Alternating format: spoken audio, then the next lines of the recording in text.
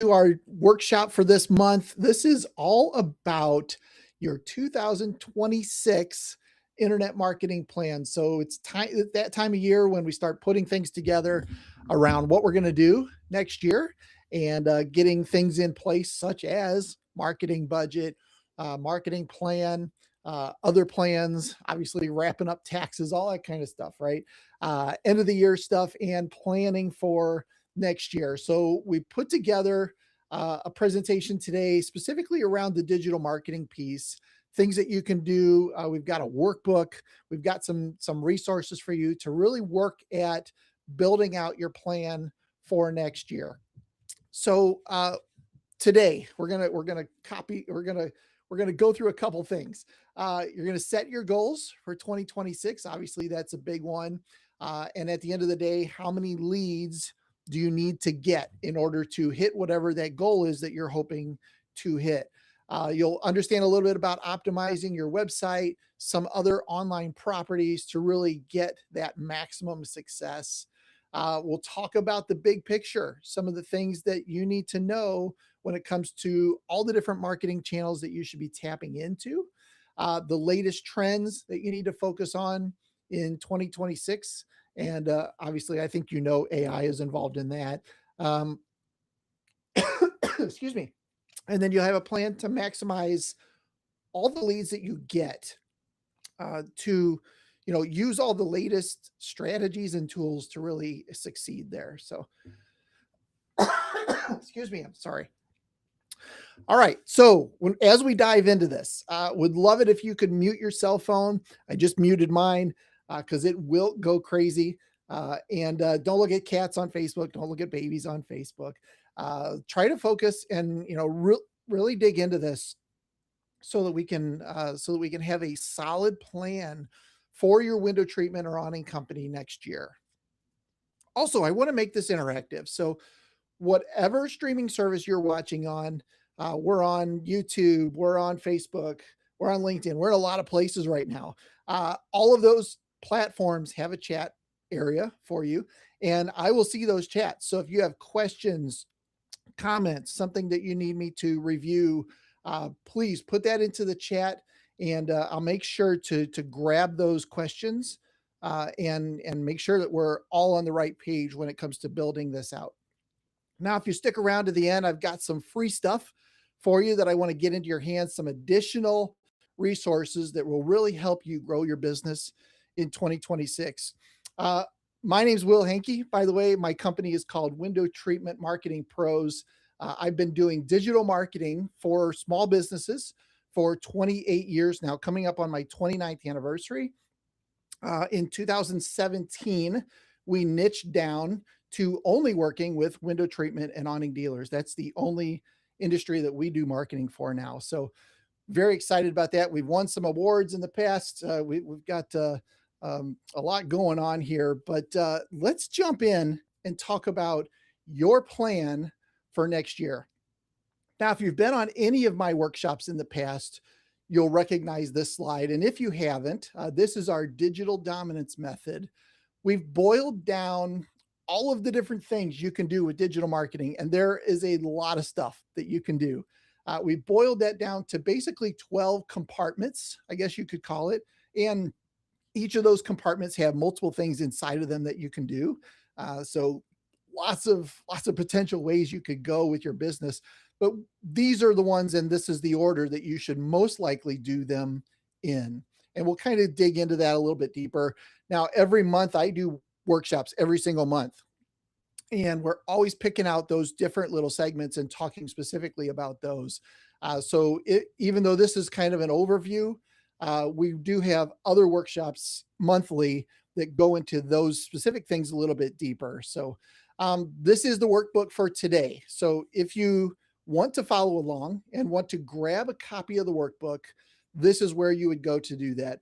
Now, I would recommend you pull this in and print it out or follow along. It's going to give you a PDF that you can follow along on the screen as well. But there are some areas where there are some pages where if you're filling it out, you can start to do the numbers, get a really good idea of the plan for next year. So, all right, Hopefully you've got that workbook, that link now for the workbook. And obviously there's a QR code there that you can grab as well. We'll also, let's see, we got that on the screen there. So we'll put that on the screen if somebody needs it. If you didn't get it, grab it, just jump in the chat and let us know, and we'll post a link to that for you. So right off the bat, what's the hardest thing about marketing your business online? Jump into your chat on yours and just post what in the world is the hardest thing. If you look at the digital dominance method, there's a lot of pieces to this, right? Overwhelm is always one thing that people say. There's so many things to do. I don't know where to start. I don't know what to do first. These are always difficult things, to try to sort out as a business owner. Obviously, you're trying to get leads. You're trying to get people on ladders, right? You're trying to get into homes.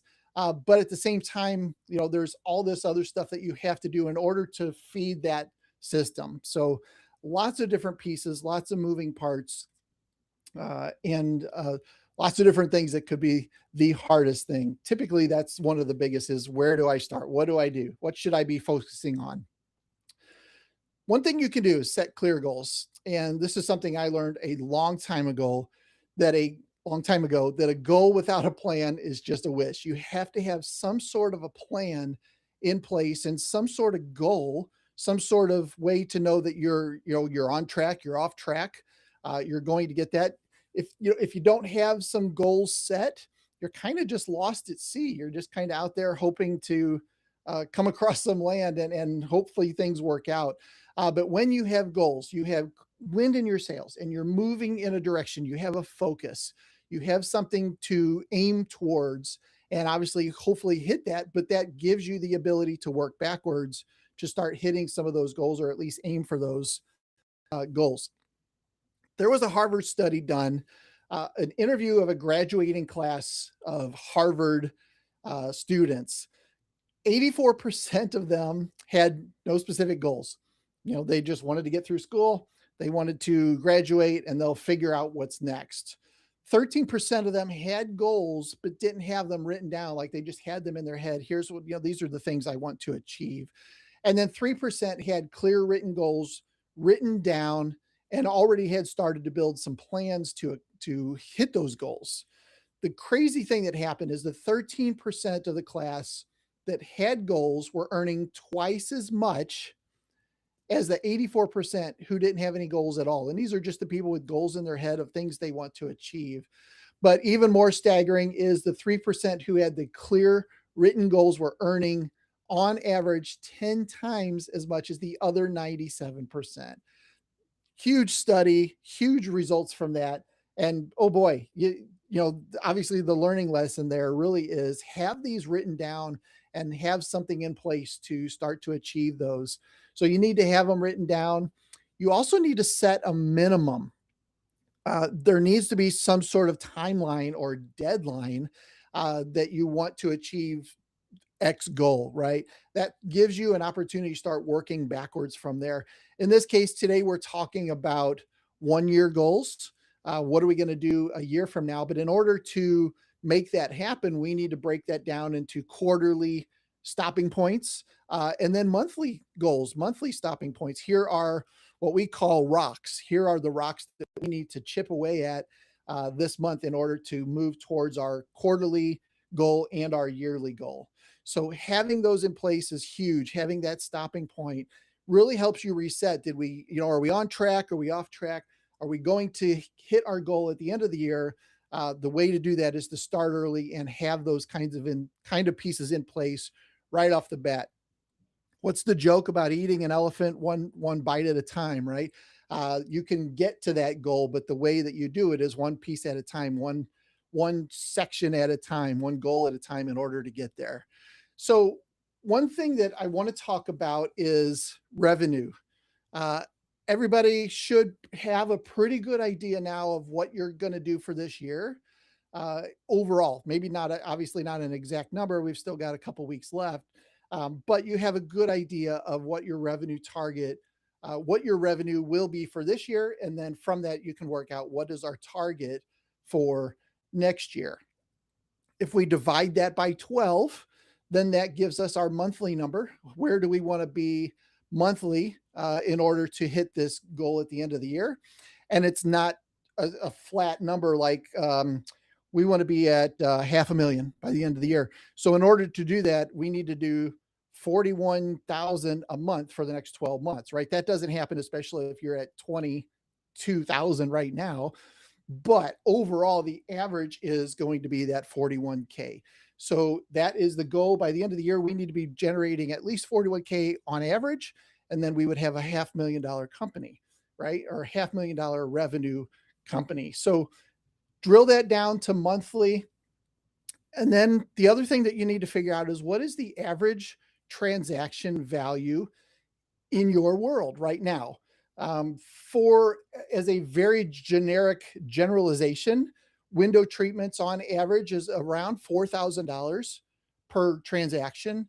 And awnings is closer to $6,500, $7,000 average transaction value. Now that depends widely on where you're at, how much population there is, how affluent people are, lots of different things, but gives you a good idea of average transaction value.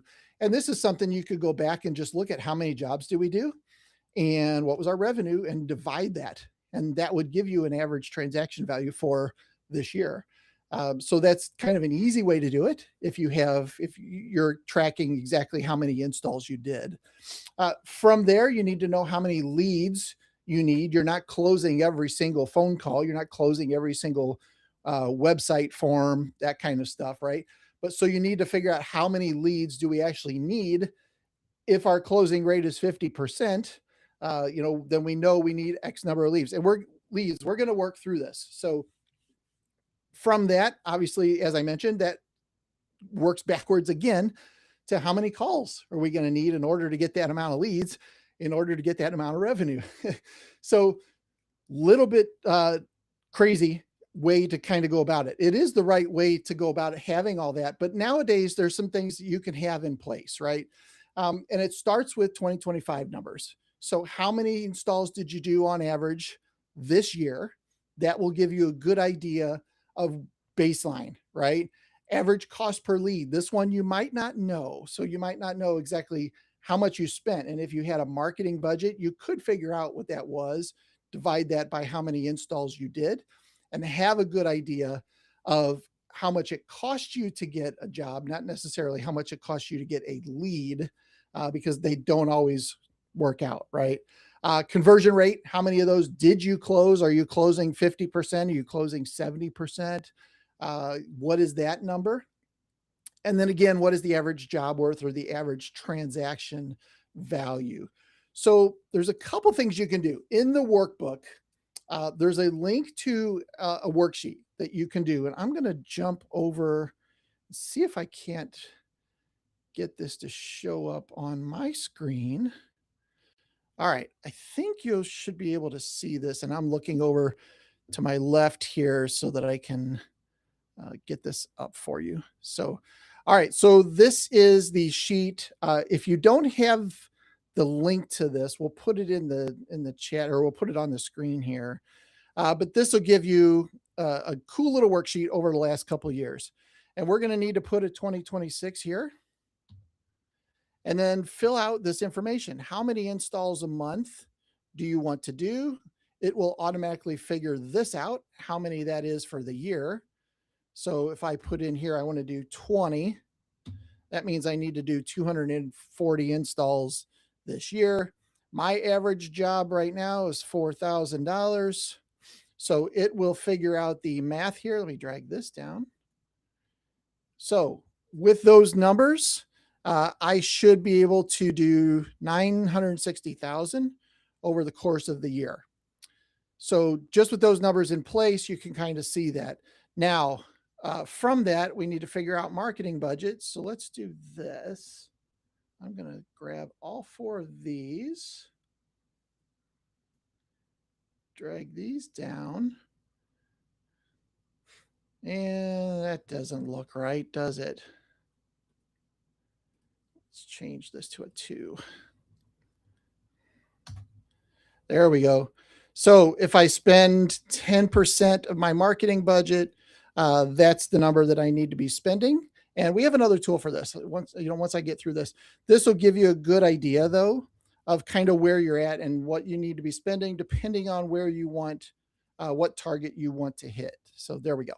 So obviously you can make a copy of this. So click File, make a copy, and plug in your own numbers here.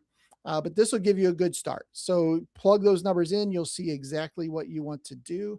Now at the top here, I've also got this fancy little thing, which I will share a link to this as well. You can go play with this, but same kind of thing. So what is your revenue goal for this year? Well, it's 500,000.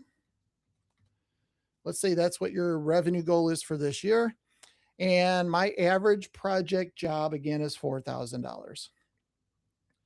So with that in place, if I'm able to close 52% of the leads that come in, I should hit my goal. And in order to hit that goal, I need 20 leads a month, which is that 240 leads a year. I only need to close half of them at the 4K average in order to hit this number. So very cool tool that gives you a good idea that obviously you can go change some stuff here. What if we up our prices and we sell, have an average of $5,000 per thing. So the number of leads doesn't change, but now your conversion rate goes down a little bit. So you can close a little bit less jobs because you increased your price, less headache, maybe, and your average conversion rate is now 41% instead of 50. So very cool little tool. Either way gets you to the same thing. And then of course on the left, it shows you overall marketing budget. So most of our clients now are putting 90+% of their marketing budgets into digital, into online, because that's where everybody's going to search. People are not going to newspapers, yellow pages. I don't even know if they still print the yellow pages or not. But they're not going to those things, right? They're not going to billboards.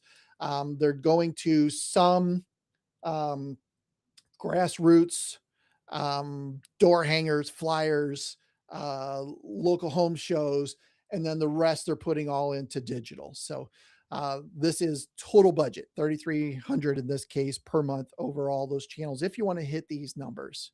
So hopefully that gives you some idea. So put those numbers in there, and let me cruise back over here. There we go. All right. So put those numbers in there. How many installs did you have last year? And as you saw in that sheet, there's previous years. If you have that data, fill in those previous years and you can start to see the trend. You can start to see exactly where you're at. And that'll help you with your forecasting. So you're not forecasting, we did 250K this year and we want to do 1 million next year, right? That's cool, but let's not go crazy and then not hit our goal at the same time, right? So put in these numbers. And then the one thing to consider here, obviously, is the average job. Should I maybe raise my prices a little bit to up that number and have a higher average job worth or transaction value, which then gives me a little bit more leeway on how many jobs I can close? If I continue to close jobs at the same conversion rate, then you'll have more money at the end of the year, which obviously sounds fantastic, right? So plug your numbers in here, make sure to put the past years.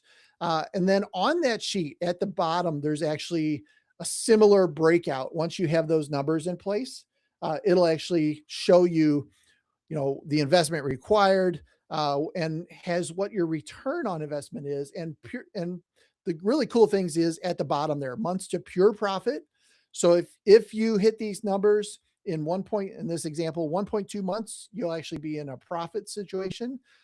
Conservatively, because we do have costs, right? We have other things besides that, 2.4, 2.5 months in order to be in a profit situation there. So very cool little worksheet. And then of course that link to the other one works as well. So let me check the chat and make sure there's nothing here. Chat.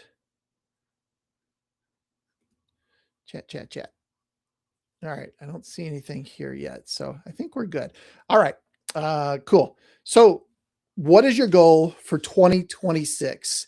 If you do the math and you work through these sheets, you'll have a number, and that number is probably going to be how many leads do you need monthly in order to hit this goal.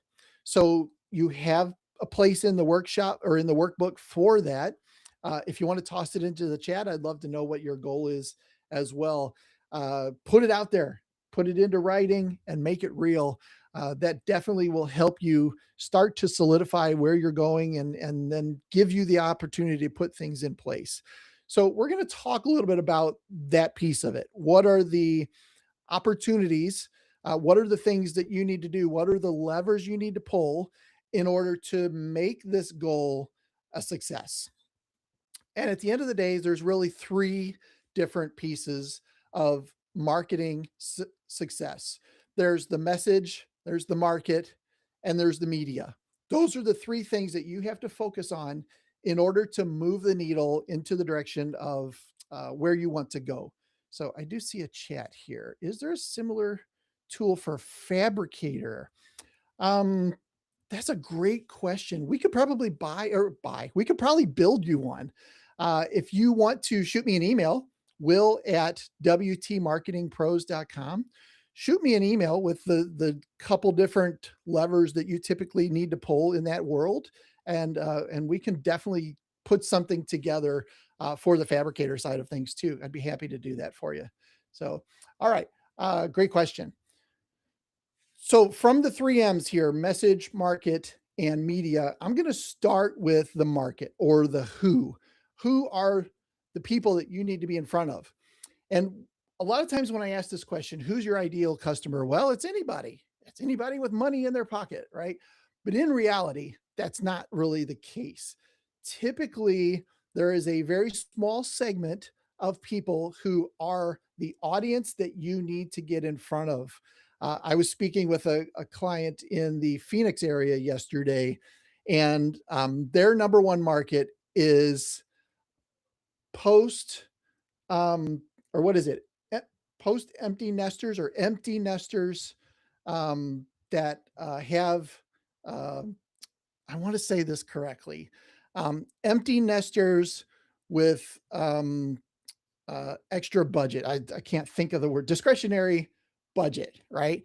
If they can sell specifically to that group, which is typically the 50 plus market, they're probably going to do very well, right? So that immediately eliminates 49 back, right? They're getting more specific. They're starting to dial in on who these people are. Obviously, they're more affluent. Kids are gone. They have extra money to spend, that kind of a thing.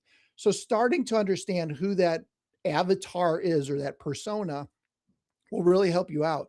So on page 9 of the workbook, there is a ton of ideas on who your target persona or avatar is.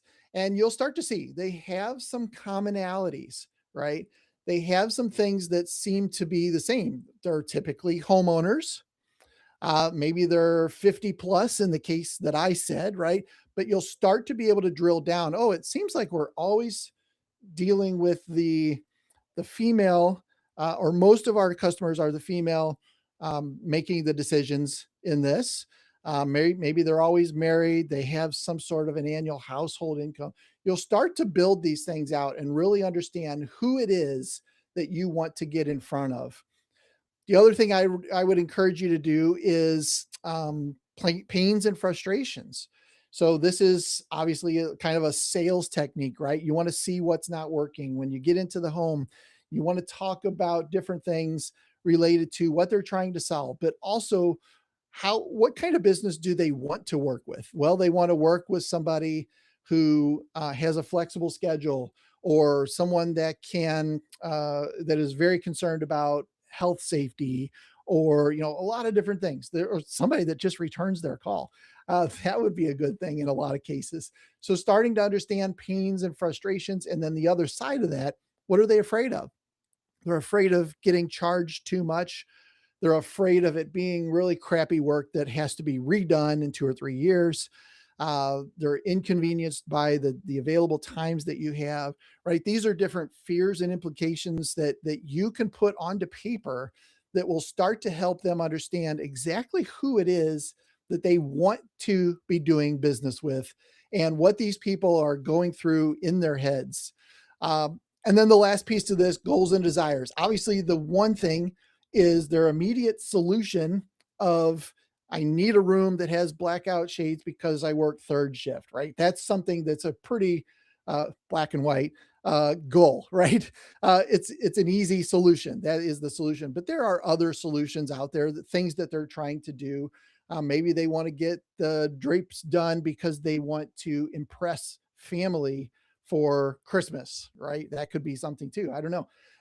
But having these things in here really can start to help you kind of drill down. Uh, let's see, workbook looks great. Thanks. Yeah, absolutely. I'm glad you have it into your hands. And working through this is really going to help you out for next year. So, um, travel and relaxation. Obviously, they just want to.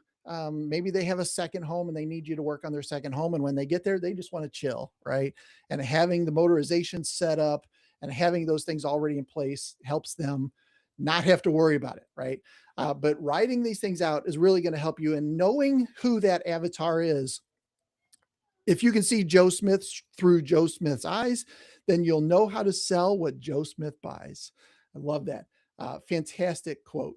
So that is the who. That is the market piece of the formula.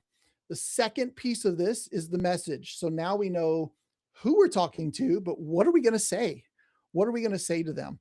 Now, the first thing you can do is a little exercise around why should they choose us over a competitor?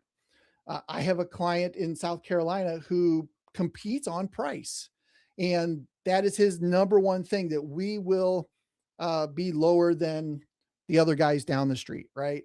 That could be a thing. Not a lot of our clients do that, but that is a method to go. It could be that you have eco-sustainable products, and that is your niche, right?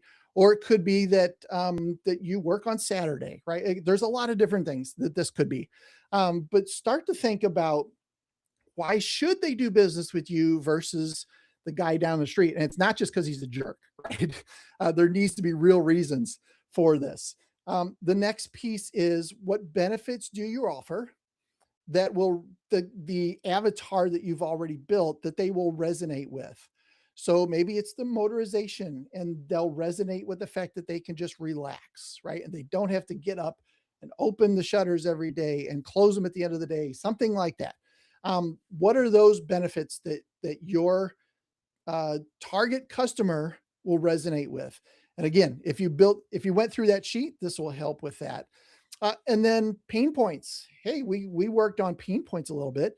What is the thing that you can poke at when you're in their home, and poke at that a little bit to help them make that decision? So having those things in place can really help you out as well. And here's some ideas. So some messaging that can work. Maybe you can pick a couple of these out. Same day service, man, maybe not, maybe, but maybe not.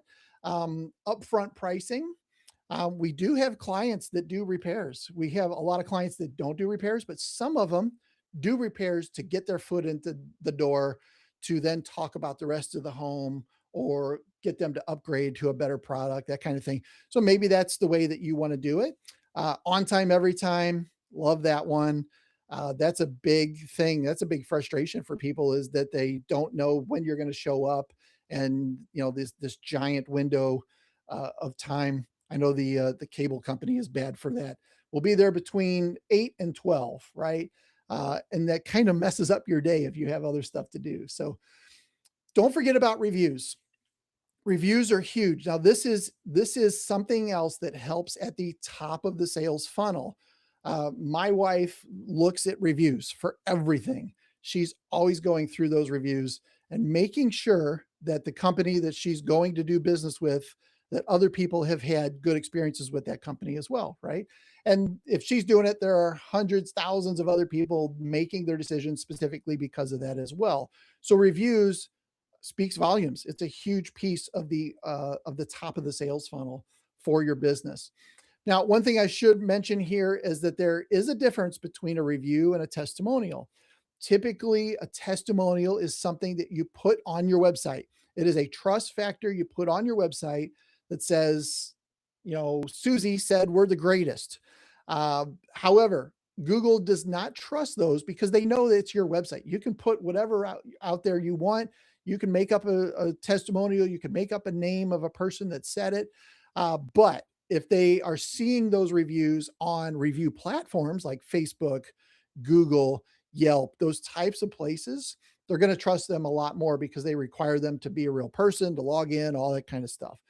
So make sure you understand the difference. I'm not saying that testimonials on your site is a bad thing, but don't think that that is the thing that is going to get you past this piece of it. You have to have reviews on these third party platforms. Absolutely have to. The other thing about reviews is it builds something called social proof. And social proof is really the strange thing with us humans that if other people are doing something, we're more likely to do it as well. So if you see a business that doesn't have a lot of reviews, or they have a decent amount of reviews, but they're really bad reviews, social proof is going to kick in and say, in this example, I need to call Shades by Design. Biscayne's probably okay, but they only got 5 reviews. These guys got, what is that, 61? These guys are obviously the best. And Shade Store sounds good, but 3.9 average over 14, probably not going to call them, right? So right away, people are making their decision just from this. So having the reviews is the thing here that pushes them towards making that call to, in this case, Shades by Design. So having reviews is extremely important. So, all right. So back to working on this and having all this kind of messaging piece in place. Make the case for your business. What are the things that you're going to help you set yourself apart? Maybe that exercise we did early on where I said, what sets you apart from your competitors and you couldn't come up with anything. This is a great opportunity to do that so that you can start to figure out what is setting you apart from other people, other competitors in your area. We'll leave it cleaner than when we got there, right? Great service guarantee. Maybe you have some sort of a guarantee that you can put in place. We have the parts or you don't pay for the install, right? That kind of thing might work. So having these things in place is just going to resonate with your avatar to reassure them that they made the right choice. The benefits of knowing this, obviously, it speaks to that avatar, right? It speaks to your perfect customer. It hits them where they're at. It pokes at their pain points a little bit. It lets them feel like they made the right choice, and that's huge. There's nothing worse than consumer regret, right? Purchaser regret, buyer's regret. Right after they purchase from you, like, I don't know if this guy's going to be able to pull this off, right? So alleviating that and not even making that a part of the equation can really help you out. So the third piece of this is the media. We know who we're going to talk to. We know what we're going to say or what we're going to do. Where are we going to say this at? How are we going to get this done? Right? From the start, and if you saw the digital dominance method 12 segments that we have, the first one there is website, and that is your hub of everything else that you do online. It has to be done well. It has to be built for conversions, and it has to be a valid representation of your business because people are going to go check it out. So it has to be done well. So I mentioned conversion. The purpose of a website in this case is to get people to raise their hands, to get people to set up an appointment, right? That is the number one thing. So does your site convert visitors to that next step? And when you go to a website, is there an obvious next step? Here's an example. Schedule your, what is that? Request for consultation. There's also a chat widget that pops up and says, can we help you? There's an obvious way to get to the next step. So look at your site, and we're gonna do a little exercise here in a minute that'll really put this into hopefully something that you can grasp. So does your site convert visitors to the next step? For the most part, the next step is to set an appointment, right? so that you can get into the house. Now, the other piece of this is there are two types of people that typically visit your website. There are people that just need to get an appointment. That's their obvious next step. But there could also be people who are in more of a research mode and they're not looking to set an appointment right now. They're looking to maybe set one in 3 or 4 months, but they're starting to do research. They're starting to look at what are the options for this window that we could possibly do, right? For those people, you need something like a lead magnet. A lead magnet is a something that you give away to them, something that has value, uh, in exchange for something that they have of value as well. The easiest way to put this into words is you offer some sort of a design guide or a buyer's guide or something where they give you their email address, which has value to them, right? They're like, I don't want a bunch of spam, but I would like to have this design guide. So I'm going to give you my email in exchange for that. So they're giving you value in exchange. You're giving them this PDF that's, I don't know, 8 pages long that explains the different types of windows and the different types of uh, window treatments that you have for them. Uh, Here's an example from Stitch Room again. Thankful for saving. So they're running a special. They have a promotions area on their website. This is a great one. This is obviously this puts into play some sort of cutoff date, but it could also be that you download some sort of like I said, a design guide, perhaps. Um, the one thing I will say last on that is, don't think that something at the bottom of the page that says sign up for our newsletter, that doesn't count as a lead magnet. I mean, it technically is a lead magnet, but there's no value conveyed other than they're going to start getting emails from you, right? So you have to have that piece in place where you're giving them something of value right off the bat. You could then subscribe them to your monthly email newsletter, but you have to be able to provide that value up front. So if you just have a thing on your site at the bottom that says put in your email address and we'll send you our newsletter, nobody's going to do it. And I think you probably have experienced that already. So all right. So the next piece of this is all around tracking. If we're going to be doing all this work and putting all these things into place, it would be nice to know that they worked or they didn't work, right? So having tracking in place will help with that. The first and most obvious one is Google Analytics. This is a free tool from Google. You probably already have this on your website. Analytics.google.com is where you can go to sign up for this. Get the little code, you put that on your website, and it starts tracking all kinds of stuff about your business, your website, your traffic, people are coming or people that are not coming. And For the most part, people get Google Analytics and they log in and they see all the pretty charts and they're like, yeah, there's like stuff going on. I don't know what it is, right? But there's stuff going on. That's good. And then they exit. So we do have a workshop specifically on Google Analytics. If you want to check that out, you can go to wtmarketingpros.com/workshops and that'll get you there. So Google Analytics absolutely need this for your website. And then having some sort of lead source tracking. Now, for our clients, we use Lead Boomerang, which is the CRM on steroids built specifically for the window treatment and awning industry. This tool shows you everything from where people are coming from, if they're coming from chat, if they're coming from a paid ad, if they're coming from organic SEO through Google or Yahoo or something like that. Having that lead source tracking in place is a big piece to know that, well, I spent $1,000 on paid ads on Google, and it looks like from that we got 6 leads. 3 of those converted into jobs, and we made 12 grand, right? So I know that I made 12 grand by putting $1,000 into that specific source or that platform. So I should probably do more of that, right? So having that lead source tracking in place will help you get there. The other piece of this is call tracking, because people could just go to your website, pick up the phone and set an appointment. Those people, you still need to be able to track, how did they find you? Where did they call you from? Did they see our website? Did they call from a paid ad? Did they call from the Google business profile. Maybe they called from some other thing that we're doing, flyers or something like that. So having that call tracking piece in place is also very, very huge for your business. Now, the benefits of using the right media, the big one here is you're fishing in the right pond, right? You are where the fish are, and you're fishing in a pond that's hungry. These are people that are searching for what you do, the products that you offer, the services that you offer.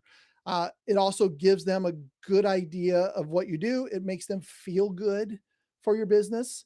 That's really great. And then obviously gives you an opportunity to look more cutting edge and less old school than your competitors. And this is a big one. A lot of the window treatment companies have been around for a long time, kind of set in their ways, and having something that resonates a little bit more to the younger crowd can help for sure. All right, so let's do a quick exercise. I want you to go to your favorite browser, and you're probably on one watching this. Open up a new tab and go to your website. So pull up your website. I want you to do this. This is cool. So pull up your homepage on your website, whatever your URL is. Um, you probably have some sort of navigation across the top, right? Maybe you have something that says products or services or something like that. Click on that. Click on one of your services, maybe Roman Shades or something. Just go to some random page on your site. Scroll halfway down. See if you can click over to another page on your site. Scroll halfway down on that one and then stop. Now we're 3 pages in to our visit. We're halfway down some random page on our site. From right here where you're at, do you see an obvious next step? Wherever you're at, is there a button that says schedule your appointment? Or is there a button that says contact us now? Not having to scroll back up or scroll down to the bottom, but right there in the middle of that page or 2/3 of the way down, wherever you stopped, is there some obvious next step? That's huge. So I recommend that you do this 5 or 6 times and just cruise around on your site, different points, and say, okay, here I am. Is there an obvious next step? Is there something my eye is drawn towards? Typically, because it's probably a different color, it really pulls my eye towards that. And that is my call to action. That is what I need to do. Now, another fun little exercise along the exact same lines is do this on your phone. So pull up your phone, pull up your Google Chrome or whatever it is you're using. Go to your website on your phone, scroll, click, land somewhere, and then say, okay, while I'm looking at this tiny little screen, is there an obvious next step for me somewhere on here of what I need to be doing? And typically for a customer, again, that is set an appointment. That's the number one thing we're typically after here. So fun exercise. Really kind of opened your eyes to, is this website built correctly? Is this website built for conversions? And that is the number one goal here, is to get people to convert in order, and to raise their hand in some sort of way. So anyway, play around with that. I encourage you to do that. That's pretty cool. So the problem with all of this is 50 to 60% of the inbound people that come to your site uh, don't convert, or this number is probably closer to like 90%, right? They leave without raising their hand, without you getting their information. Also, maybe they stopped, they filled out a form and off they went. They could be doing that same thing on 5 different websites and they're just playing window treatment bingo and see who calls back, right? Those leads, if they're not followed up within 15 minutes, they go cold. And I'd even argue 15 minutes is too long. We'll see a chart here in a second that explains this a little bit more. The other thing is the average customer has to be followed up multiple times in order to get them to book. It's not just one touch and they're convinced to do business with you. There are multiple touches before they decide to engage. Also, a lot of consumers nowadays prefer texting versus email versus a phone call. They always prefer that. Well, I always tell the story of the best thing that ever happened to my wife was the ability to order a pizza online. If you're maybe a little older like me, we used to have to pick up the phone and call the pizza place to put our order in. But now you just done. The pizza's on its way, right? Uh, Consumers are like that. They love the option of doing different things in different ways. So here's the big chart. And this is probably one of my absolute favorites. The ability to convert this person into a an appointment really just like dries up as time goes on, and it's in minutes. So if you're on the ladder and you aren't able to answer this phone and you don't call them back for 20 minutes, you can see the opportunity here, or the lost opportunity of getting them to convert. And then on the right, at the same time, if you don't follow up with them multiple times, you're probably not going to get them as a conversion. In this case, one, two, three, four, five, six times before you get that conversion, 93% there. So pretty insane numbers. So this speaks directly to the fact that you need to call your leads as soon as possible, or just answer the phone when they call. So ways to fix this. Obviously, you can leverage some automation, which is really cool. One of the things that we have is, if a client misses a call that comes into them, we send a text to that number and say, "Hey, this is ABC Blind. Sorry, we just missed a call from you. How can we help?" That stops that person from searching, because now they got like an actual window treatment company that they can have a conversation with, right? It stops them from continuing that search. So that's huge. And just getting back in front of them. The other thing is, they're just happy that a company actually responded. That's huge. And then if you have some automation in place that also reaches out to them every 2 days and reminds them, "Hey, we know you called a couple days ago, and we just wanted to make sure that you were, okay. Or if you need to set an appointment, here's a link to set an appointment for us or with us." All of this work that you're doing from the automation side just improves your overall conversion rate, because now you're taking action to get back in front of people who have raised their hand already. So you can see same 100 leads on both of these, but simply just by following up, you're going to get twice as many booked jobs, and you're going to make twice as much money, right? Uh, pretty easy math on that end. So this makes every lead that comes in much more valuable, right? So if we look at this, and if we go through that exercise that I told you, cruise down through your site, what are three different conversion elements that you can add to your website? My recommendation is phone number in the top right. And that phone number needs to be click to call. So when somebody clicks on it, especially on their mobile device, it goes straight to the phone app. They just hit the button and call. That's huge. Another one is sticky navigation. So the navigation that you have across the top of your website, as they're scrolling through the site, it sticks, it stays up there. And what else is up there? Your phone number and a button that says schedule your appointment. And it's bright orange or something like that, right? It complements your coloring, but also draws the eye towards that um, obvious next step, right? So those are some different things that you can do from the conversion side of things to make sure that no matter where somebody is on your website, they know what action to take next. So fill that out in the worksheet as well, and then get your web guy to start making these changes, because it will impact next year's lead volume. All right. So far we've talked about a clear goal. We went through that exercise of, here's how many leads I need to get in order to hit my goal for 2026. We talked about the 3 M's, the market, the message, and the media, how we're going to get this done. Uh, Looking at our website, making sure it is optimized for conversion. That's probably the biggest thing that you can do to really help move the needle for yourself next year. And then make sure you're setting up tracking. So all of this work, let's put pieces into place so that we know uh, if we make these changes, we can track them back and see that growth as time goes on. So that's huge. So takeaways, put in the chat. What did you learn? What kind of things did you notice? What action do you need to take? What is the one thing you can do by the end of the year, you've got a couple weeks.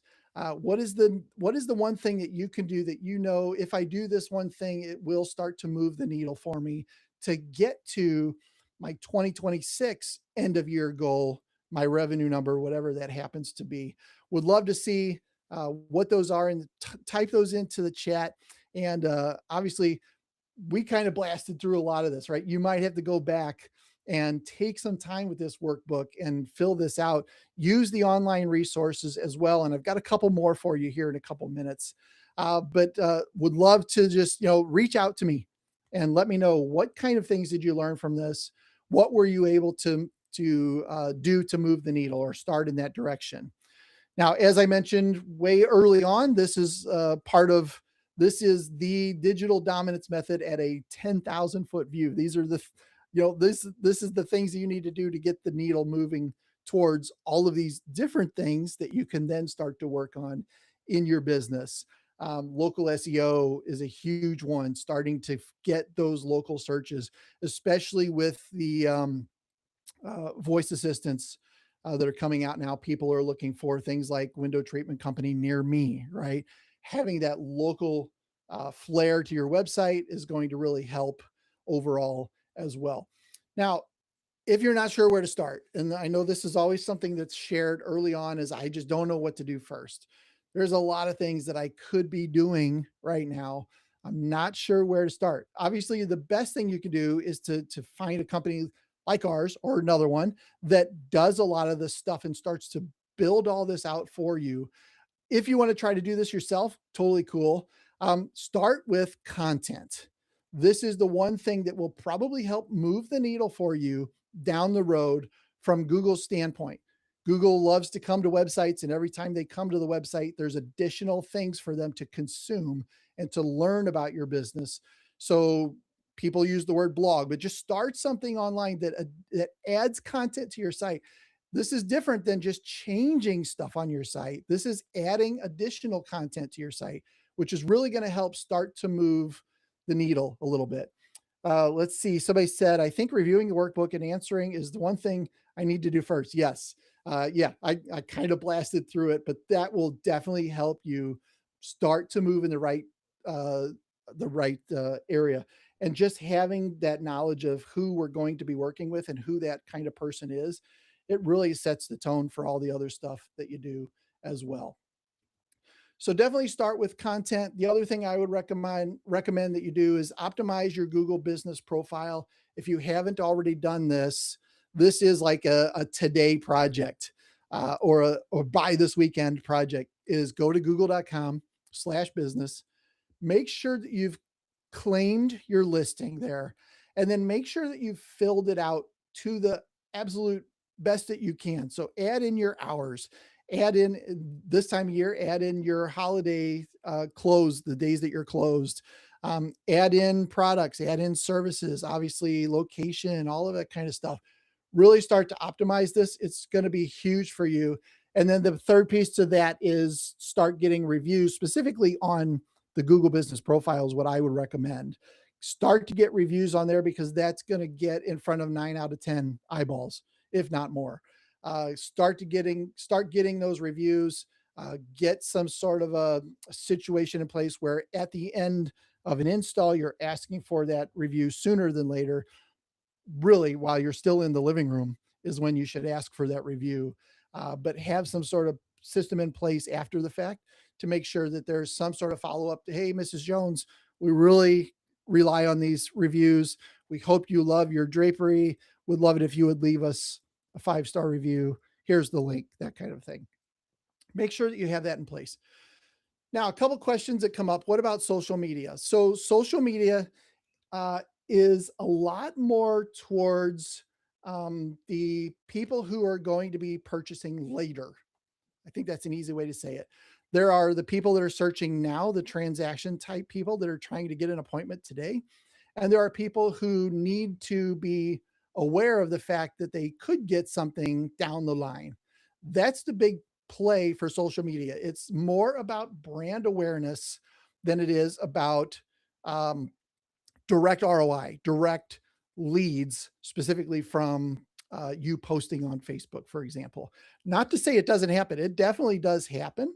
But I think there are other platforms, channels, efforts you can do that will help you uh, move the needle more than starting with social.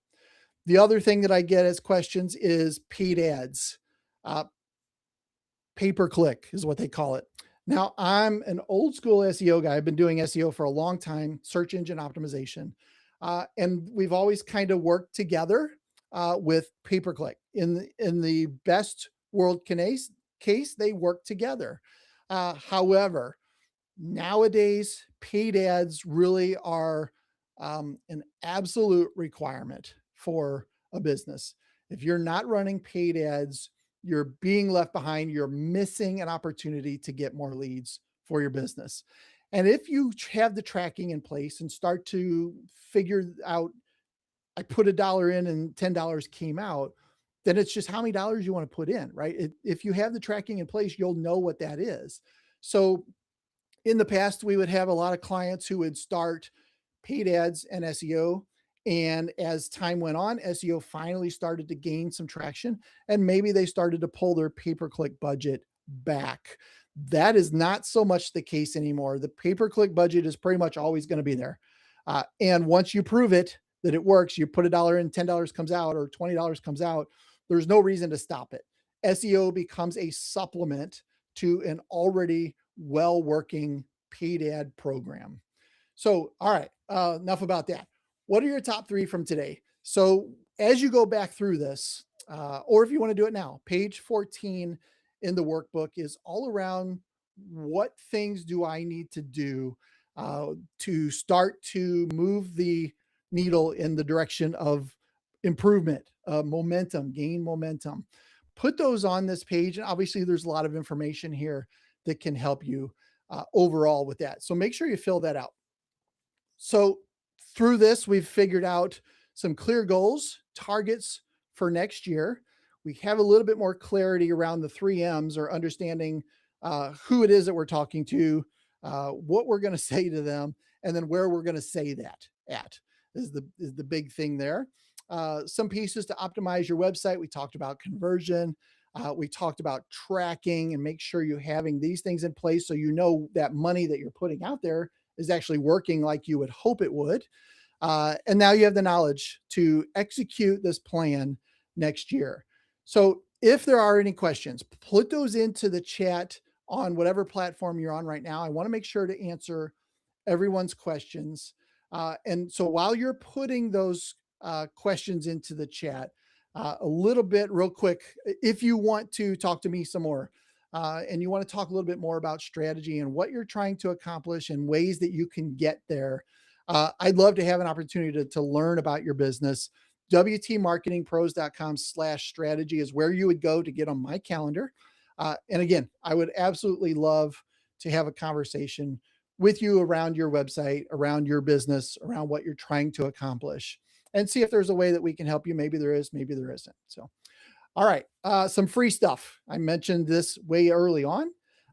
First of all, my book. This is book number 3 for me, 10 Quick Wins, Winning Fast Online for Window Treatment and Awning Companies. So this is 10 chapters of things that you can execute that will move the needle. So just like we talked about today, these are 10 real world examples of things that you can do. We also have in there best practices. We also have what not to do related to this topic.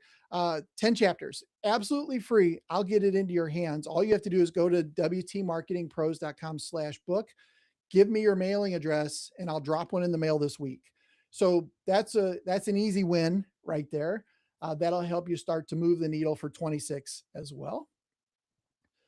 Next, keywords. You're going to have to know what kind of keywords are people typing in that potentially I could rank for in order to start getting some of those conversions.